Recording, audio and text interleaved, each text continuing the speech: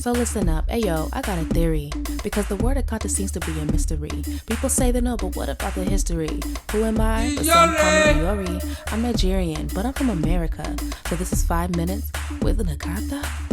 Well, hey, my people, black people, good people, all peoples. In today's quest to learn more about the word Akata, I speak to another one of my little big cousins, because at this point, everybody's just bigger than me.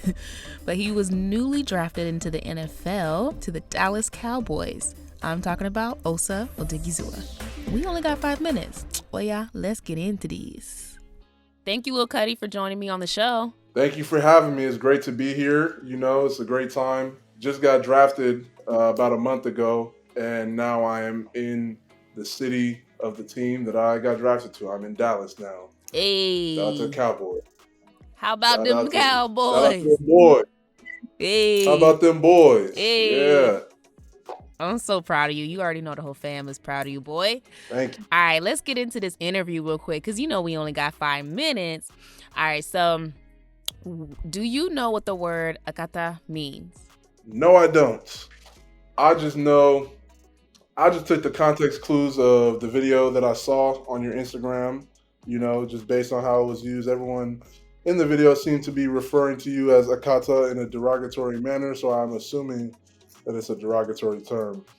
Okay. Give me a little bit of background of your identity as a Nigerian, just a little bit, briefly, as it relates to being a Nigerian.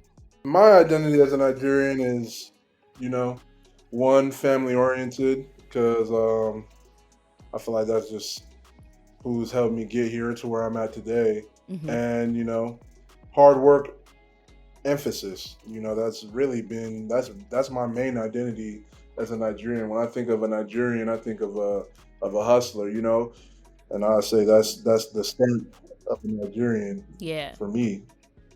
And I'm not going to tell you this is exactly the definition, but this is how I know it to be. Like, a lot of people will say it means African American. Sometimes people say it means a wild animal, or people just say it's just used for black people. Having heard that, how does that make you feel?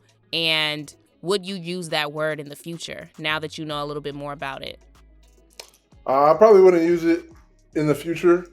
Because if it's supposed to be meant for wild animals, I don't know if I'd refer to a person as that, and especially not a black person. Right. You know what I mean? Exactly. Talk to me about why do you think there is a division between Africans and African Americans? You know, I mean, the worldview on us, and just, I'm saying this based on how we've been treated over history, is that black people are at the bottom of the totem pole. So globally and just in America in general, like, black people are looked at the bottom, you know what I mean? And I feel like black people and African people are one and the same, but, you know, I say just that urge and that desire to not be on the bottom is where the division comes from. So it's like you would separate yourself from an African person because you believe that you're above them, type of thing. And vice versa, you know, like, a lot of African people who are strong in their culture kind of laugh at people who grew up in America because they don't know exactly where they came from, you know what I mean? So, but I feel like we're all one and the same, and we're all looked at the same by anyone who's not black, so, you know, it doesn't really make sense to me. Yeah. What's one thing that Africans and African Americans have in common, but what's the first thing that comes to mind? I would say there's a lot of parenting things that you have in common, you know, like, we both getting whooped if we do something wrong. Right. Like, it's not sparing the rod. I'd say that's one thing. You know, that's probably the main thing, to be honest. The hatred of an open front door and a locked room door. So if you're leaving the door open, you're letting in flies. Black parents not going for that. African parents for sure not going for that. Thank you so much, Lil Cuddy, for joining me. Of course. Thank you for having me. If you think you know that you know what the word Akata means, please school me.